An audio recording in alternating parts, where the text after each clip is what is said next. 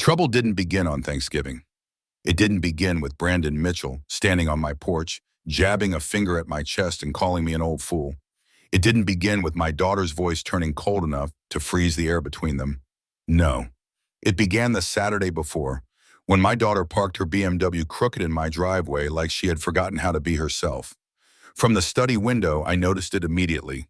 The car was tilted, one wheel on the grass, angled like she'd swerved at the last second. She never parked like that.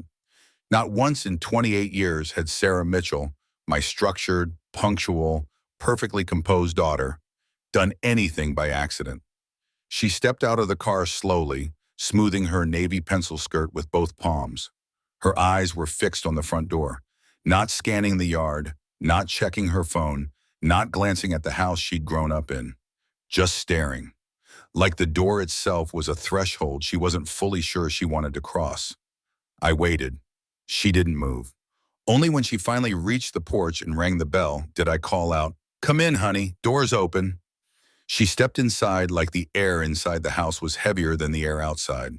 Shoulders tense, purse strap twisted around her fingers.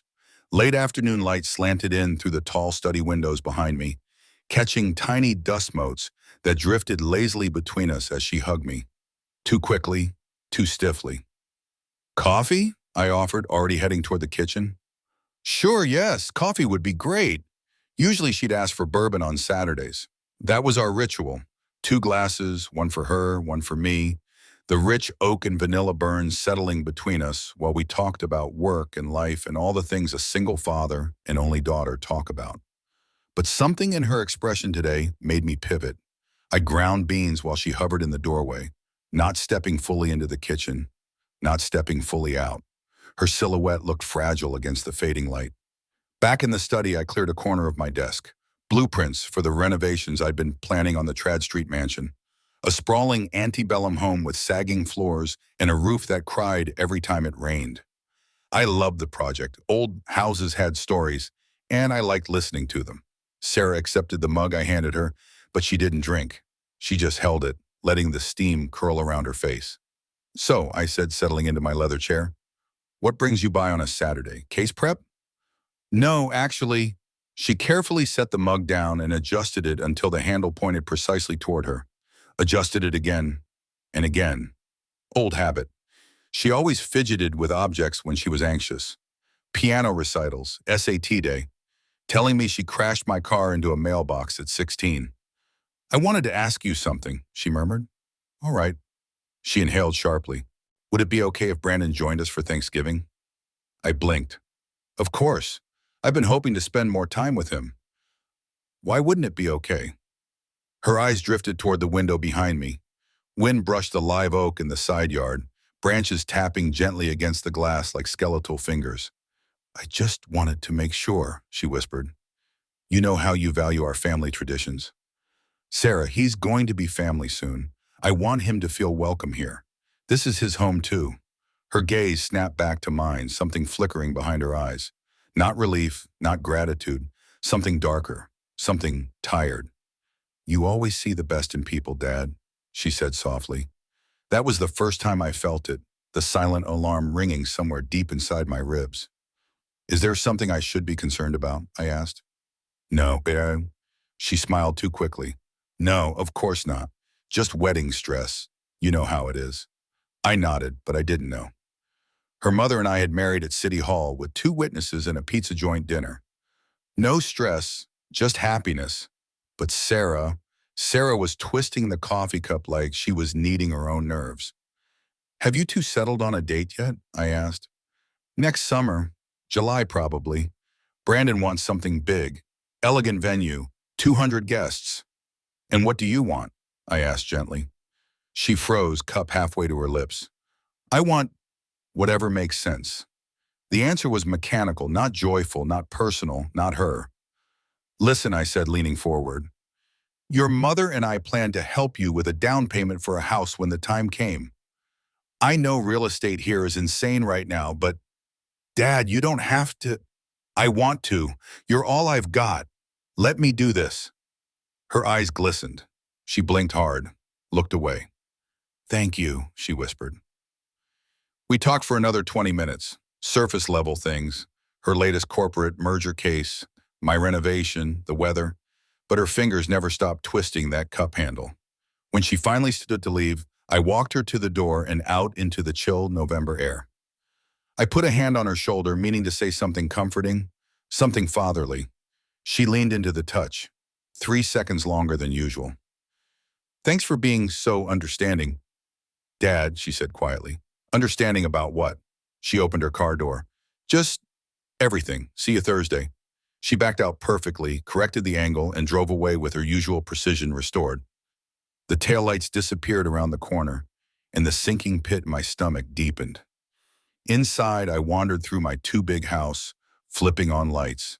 Darkness made the place feel emptier, lonelier. The crown molding I installed, the floors I restored, everything felt like a hollow shell in that moment. At the dining room table, I paused. Next Thursday, it would seat 3 instead of 2. Brandon Mitchell, the man I'd only met twice, once at Sarah's engagement party, once for a quick lunch he spent mostly buried in his phone. Confident, successful, charming in a way that felt more like a performance than a personality. Back in my study, I pulled out my phone and texted her. Looking forward to Thursday. It'll be good to really talk. Her reply came immediately. Me too, Dad. Thank you for understanding. That word again. Understanding. Understanding what? I stared at the message for a long time.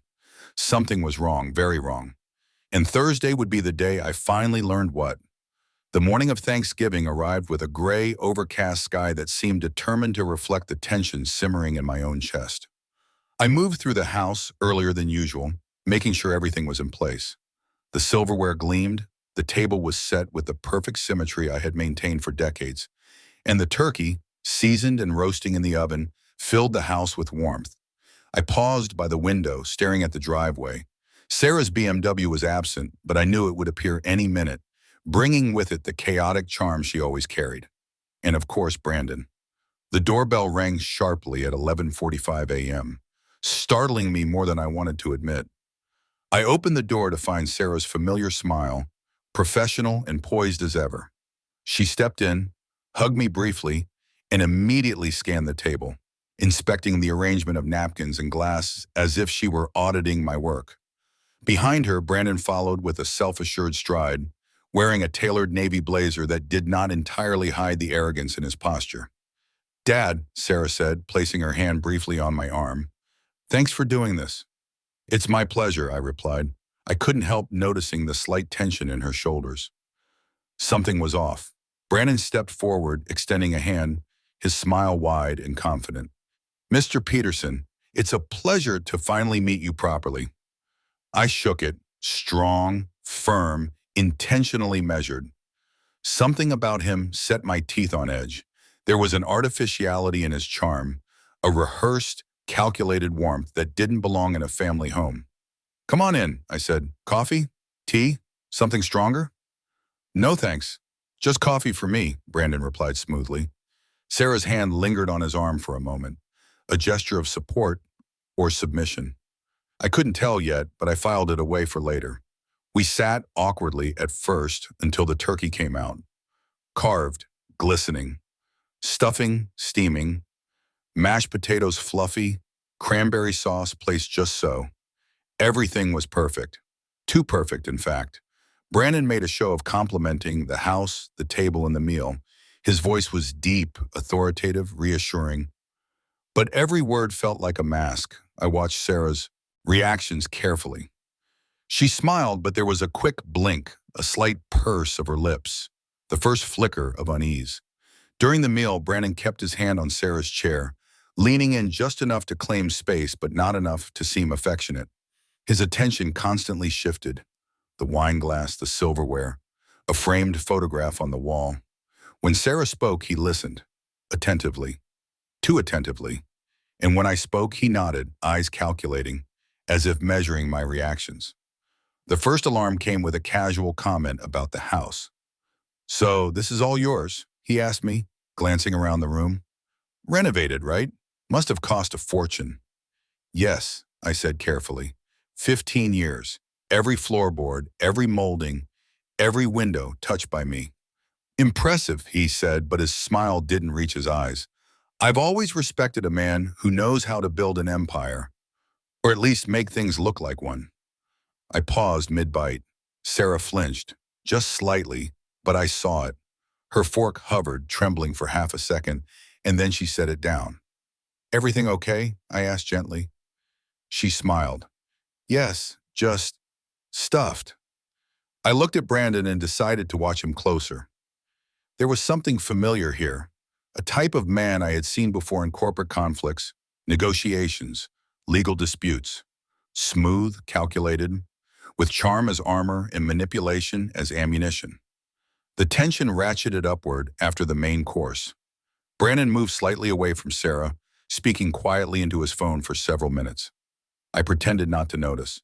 Then I caught snippets. All set. Old man, won't be a problem. Thursday is the day. My fork froze midair. He wasn't talking about the meal or the family or anything mundane. He was talking about me, about Thursday, the day Sarah had come by last weekend. Sarah's eyes met mine briefly, flickering with something I hadn't seen in years. Fear masked by the polite smile she always wore in public. Her fingers tightened around her napkin. The rest of the meal passed in a tense silence, punctuated by Brandon's over-polished compliments and Sarah's subtle withdrawal. My mind raced. I had heard stories, the ones that were whispered quietly in courtrooms, offices, and city council meetings. Young men who charm their way into families, who appear perfect until the cracks show. Brandon was not perfect. Later in the living room, the final alarm hit. He stood up, pacing slightly, glancing at Sarah like a man who believed the world revolved around his commands. I have some calls to make, he said. Big deals today. Sarah hesitated. Are you sure? We just got here. He smiled, but not warmly. You know how business is. It doesn't wait. And just like that, he left. Sarah trailing silently behind him. I could finally speak freely. I leaned toward her. Sarah, I said, talk to me. What's going on? Is he treating you well? She shook her head, slow, deliberate. Her eyes filled just enough to glisten, but she swallowed hard, fighting to keep the composure she had always been praised for. He's controlling, Dad, she admitted. Subtle at first, then not so subtle. I can't explain it. I don't know what to do. I feel trapped sometimes. I kept my voice calm, my hands folded on the armrest. Did he hurt you physically? She shook her head. Not yet, but her lips trembled. I understood then. This wasn't just an annoying fiancé with a bad attitude. This was a man used to bending people to his will, accustomed to manipulating and controlling, and now he had Sarah in his sights. The rest of the afternoon passed like a storm cloud, silent but brewing. Brandon's voice, filtered through phone calls and hallway whispers, echoed in my ears. Sarah clung to the edge of the sofa, her hands tightly clasped together. I had never seen her like this. Never. And I knew one thing with absolute certainty. Thursday would change everything. By nightfall, I had begun quietly collecting information. Small things at first. Brandon's company, public records, social media footprints, lawsuits. Each detail I discovered was a thread, and I intended to pull until the whole web unraveled. But the most important thing I learned that day, Sarah was scared, terrified, and no charming words, no smooth smiles, no perfectly timed compliments could hide it. The quiet house grew colder as I walked through it, checking locks, flipping on lights, and staring at the empty spaces where Brandon's arrogance would soon collide with the truth. Thanksgiving wasn't coming. Trouble was, and I would be ready. The Monday after Thanksgiving dawned gray and wet, Charleston streets slick with leftover rain. I sat in my study, nursing a mug of coffee, eyes on the window as fog drifted over the low, crumbling rooftops of the historic district. My thoughts, however, weren't on the weather or the old neighborhood. They were on Brandon Mitchell. Sarah hadn't returned my calls immediately. Not surprising, given the strain in her voice the day before. I didn't push. Patience was my weapon now. Observing, waiting. I knew the first signs of a predator's weaknesses were always subtle. The phone buzzed suddenly. A text from Sarah. Dad, can I come by today? Need to talk, alone. Please. The message was simple, but the urgency behind it was palpable. She wouldn't have asked to meet without reason. Something had happened. Something serious. I texted back immediately. Of course. Come by any time. Doors open. By mid-morning, her BMW rolled into the driveway, parked correctly this time. She stepped out, coat buttoned tightly, purse clutched to her chest. She looked smaller than usual. Her usual poise dimmed. "Dad," she said as she stepped onto the porch, her voice barely above a whisper. "Thanks for seeing me." "Always, honey. Come in." Inside, she sat heavily on the leather sofa in my study, shoulders hunched. I offered her coffee, but she shook her head. Not today. Her eyes were glazed, distant. "I need to tell you something," she said, biting her lip. "Something about Brandon." I tensed, not moving, letting her words hang in the air. "He's controlling, not just emotionally, more financially. He's been manipulating situations at work, at his company, at our social circles. Dad, I think he's dangerous." The word dangerous hung between us like a knife. I let it sink in before speaking. "What makes you say that?" I asked quietly. She hesitated, her hands twisted in her lap, old nervous habits resurfacing. "There's a pattern. I noticed it at first with small things. Checking my emails, criticizing my friends, isolating me from people I care about. I brushed it off, but it's more than that now. He talks about controlling the narrative. He mentions you, about you." A chill ran down my spine. I had noticed the casual comments at Thanksgiving, the phone calls I'd overheard, but hearing it confirmed by Sarah was another matter entirely. "Did he hurt you?" I asked. "No, not physically, not yet," she admitted. "But I'm scared he will. And Dad, I don't know how to stop him. I tried talking to him, reasoning. He just smiles. And it feels like I'm trapped in one of those old contracts I studied in law school. Clauses buried. Impossible to break." I nodded, digesting her words. Sarah's legal mind had always been sharp, her instincts precise. If she was afraid, it meant the threat was real. I leaned back in my chair. "Show me everything, every email, every text, every message you've received from him that felt off." She pulled her phone from her coat pocket, swiping quickly. There it was, dozens of messages, harmless at first glance, but threaded with control. Subtle digs at her confidence, commands disguised as suggestions, compliments laced with threats. And then one stood out. Sent the night before Thanksgiving. "Make sure he doesn't interfere. We can't have him ruining this. I'll handle everything. You'll see. Don't worry about your fuss there. He won't be a problem." I froze, my blood ran cold. This wasn't just manipulation, this was a threat. Thinly veiled but unmistakable. "Dad," she whispered, voice trembling. "I didn't want you to see this. I didn't want to drag you into it. But he's smart, and I feel powerless." I felt the old fire ignite, the protective, furious father who had raised her to see through deception and dishonesty. I also knew restraint was crucial. Brandon needed to underestimate me. That was the first rule. "Sarah," I said firmly, "we're going to fix this, but you have to be honest with me about everything, absolutely everything, no omissions." She nodded, swallowing hard. "Okay, I trust you. I always have." The first crack in Brandon's facade would come from patience, preparation, and precision. And that day I began. I started quietly researching Brandon's company. A successful real estate developer, yes, but he had enemies. Quiet, powerful enemies who had felt his manipulation and intimidation firsthand. I dug into court records, contracts, press releases, and online chatter. One discovery made my stomach knot. Brandon had been involved in a real estate conflict involving one of my renovation projects on Trad Street, the very mansion I was restoring. He had attempted to buy the property through intermediaries at a suspiciously low price. And when the deal failed, he spread rumors to pressure the owner. A subtle pattern emerged: manipulation, control, intimidation, financial exploitation. And now he had Sarah in his grasp. Over the next few hours, we cataloged everything. Every email, every conversation, every suspicious business maneuver. She recounted instances of subtle coercion. He told me what to wear to meetings, even when it conflicted with my schedule. He mocked my clients in ways that made me question myself. He tried to isolate me from friends, slowly, and when I pushed back, he smiled and acted like it was normal. The more she spoke, the more I realized how meticulous he was. Every action calculated, every word measured. He believed that charm and appearances could mask his true intentions. By evening, I had formulated a plan: observation first, evidence second, and when the time was right, confrontation. But not before I was ready. I leaned back in my chair, rubbing my temples. Sarah, I want you to remember something. He may be clever, but he is not invincible.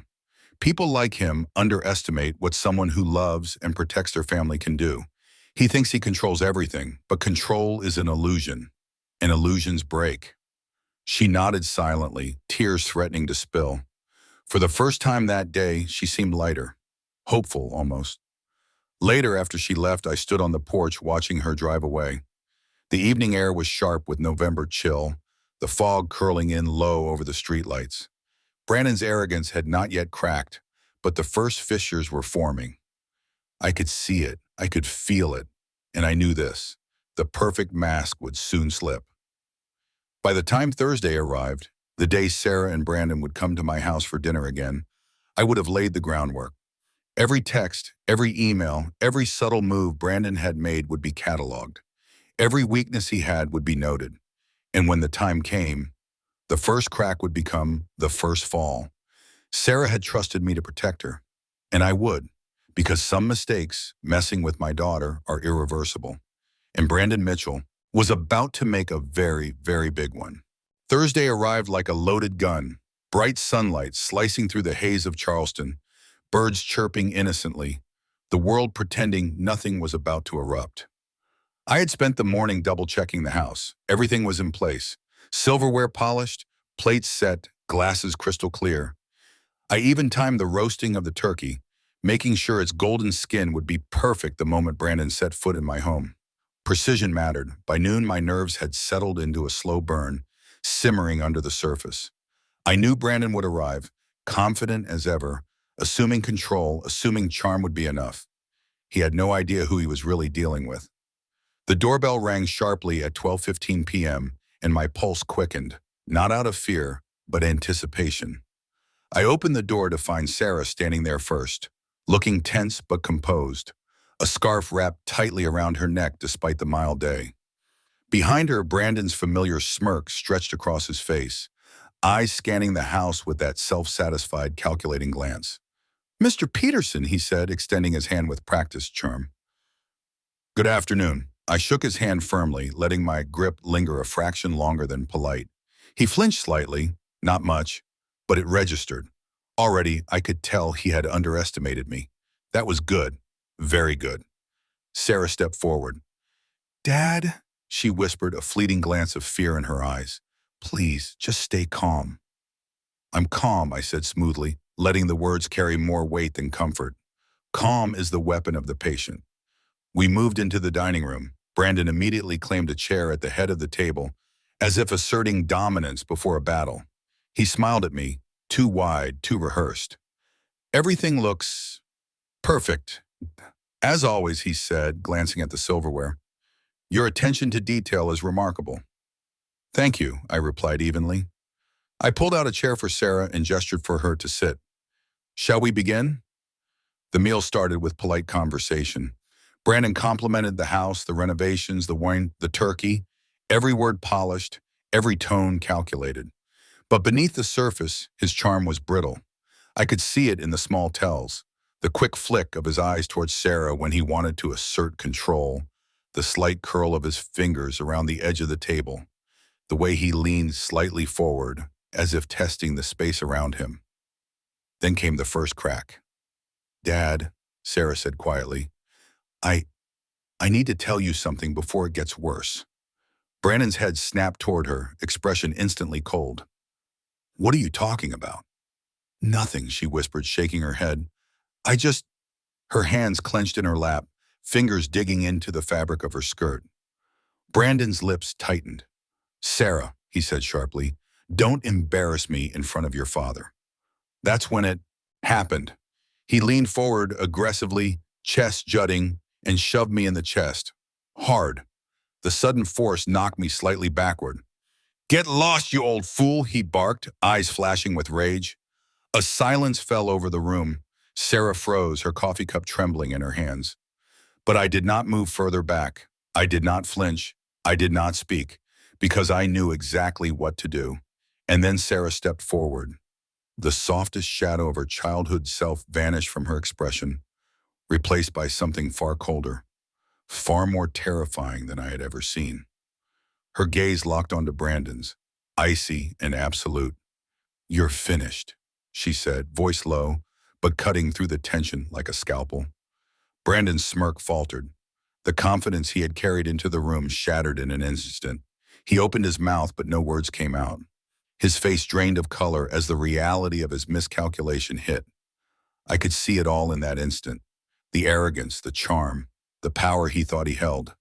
Gone. Evaporated under the weight of a daughter's resolve and a father's patience. Sarah repeated it, this time louder, eyes narrowing. "You're finished. Do you understand me?" Brandon's hands clenched into fists at the table, trembling ever so slightly. He swallowed hard, the air in the room thick with tension, the silence absolute. Then finally he spoke, voice strained, cracked. You don't know what you're doing." "We know enough," I said calmly, "and we've been preparing." I slid a folder across the table.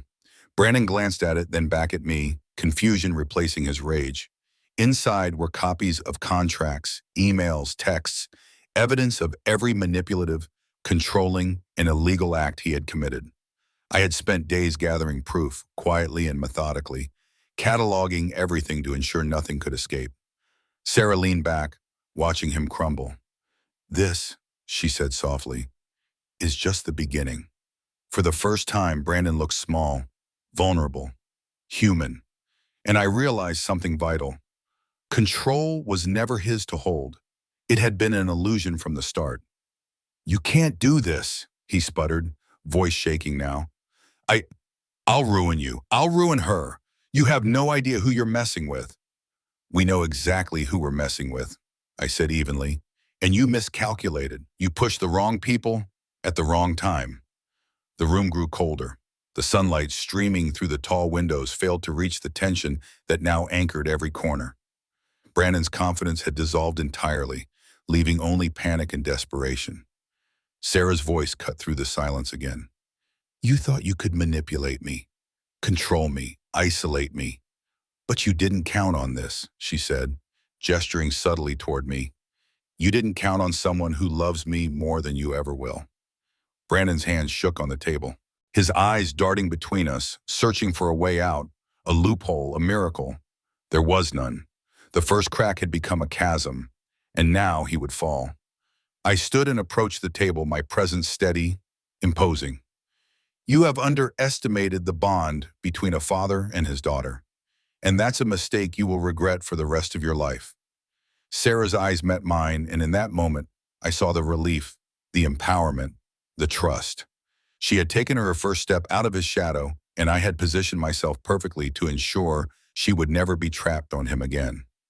Brandon tried to recover, to muster charm, to flash a smile that could command obedience. But the moment had passed. His mask was shattered. The illusion was broken.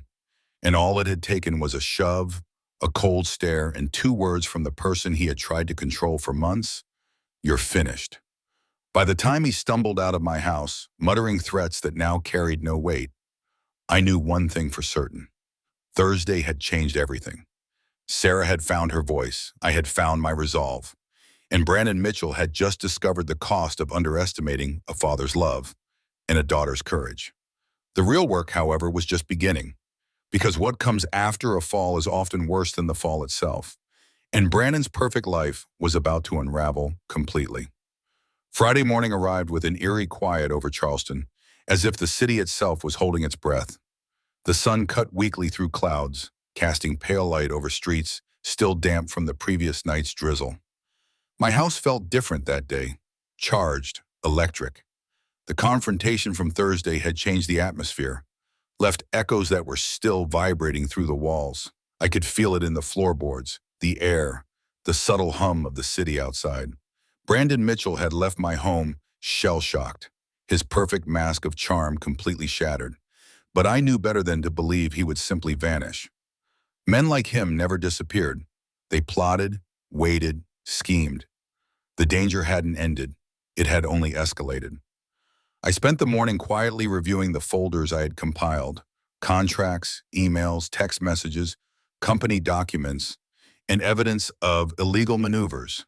Every instance of manipulation, fraud, or intimidation was neatly cataloged, ready to be leveraged when the time came. Sarah called mid-morning. "Dad, he's been calling me nonstop," she whispered, voice trembling.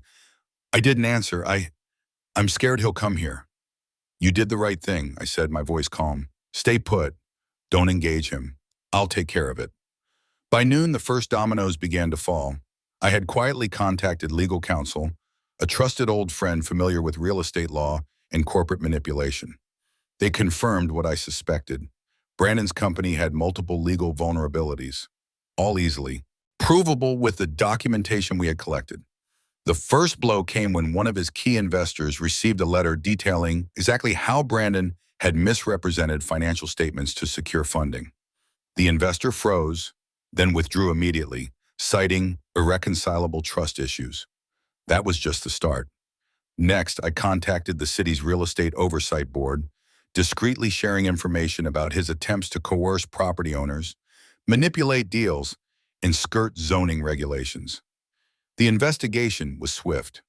Auditors arrived unannounced to Brandon's office, papers were requested, contracts scrutinized. Panic set in. Sarah stayed home, watching the news with horror as she saw the first public cracks appear. Headlines began to surface. Real estate developer under investigation for fraud and coercion. Local developer faces lawsuit for property manipulation. Charleston business community questions. Ethics of Brandon Mitchell. She called me again. "Dad, it's happening. He's losing everything." I smiled, though it was more grim satisfaction than joy. He brought this on himself. All we did was wait. By late afternoon, Brandon was desperate. I had anticipated his move. Attempts at intimidation, threatening phone calls, veiled messages.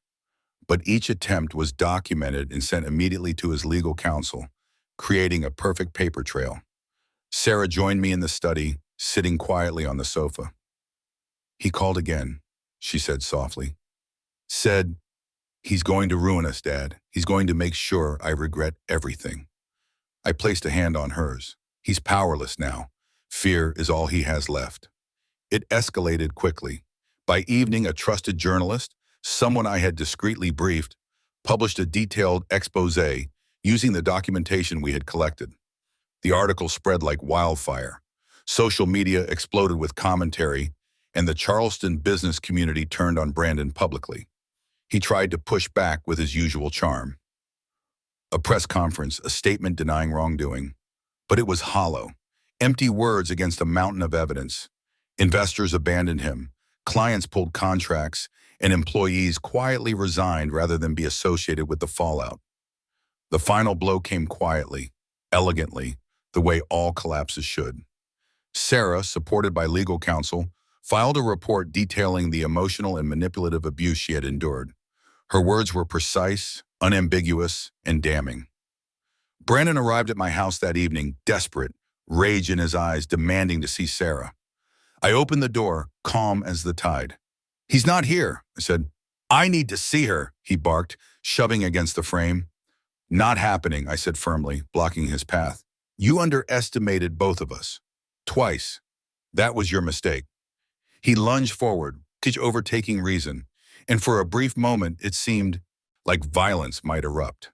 But the police were already waiting, briefed, armed with the documentation of his threats and intimidation. They moved quickly, restraining him as he screamed and raged. Sarah emerged from the house, standing beside me. Her expression was calm, unwavering. "It's over," she said, her voice steady. "You're finished, Brandon, and now everyone knows it." He struggled, sputtered, tried to beg, to charm, to threaten. But no one listened. The weight of his arrogance had crumbled under evidence, strategy, and the unshakable bond between father and daughter. By the end of the evening, he was arrested, charged, and taken away in handcuffs. His company lay in ruins, investors in disarray, and the media had him publicly exposed as manipulative, controlling, and unscrupulous. Sarah turned to me, a small smile breaking through the tension. "Dad, thank you. I didn't think it would ever end." I hugged her tightly. "You never doubted it, did you?" She shook her head. "No, I needed to know you were ready to fight for me, that's all." I smiled. "Always. You're my daughter. No one threatens you and walks away unscathed." For the first time in months, Sarah laughed softly, the sound like sunlight cutting through a storm cloud. The danger had passed, the predator neutralized, and the bond between us stronger than ever. We sat together in the quiet of the evening, sipping wine, listening to the Charleston night settle around us. I knew the coming weeks would be about rebuilding. Sarah's life, her confidence, her sense of safety. But that night, everything felt right. And as for Brandon Mitchell, the man who had thought himself untouchable, he had learned the ultimate lesson. Never underestimate the power of a father's love or a daughter's courage. Sometimes the perfect life is built only to crumble under the weight of its own arrogance. And sometimes the people you think are fragile are the strongest forces in the world. Sarah was free. I was ready. And Brandon's perfect illusion was gone forever. The house was quiet again. But this time it felt alive, not with fear, not with tension, but with victory, love, and the calm certainty that justice, subtle and patient, had been served.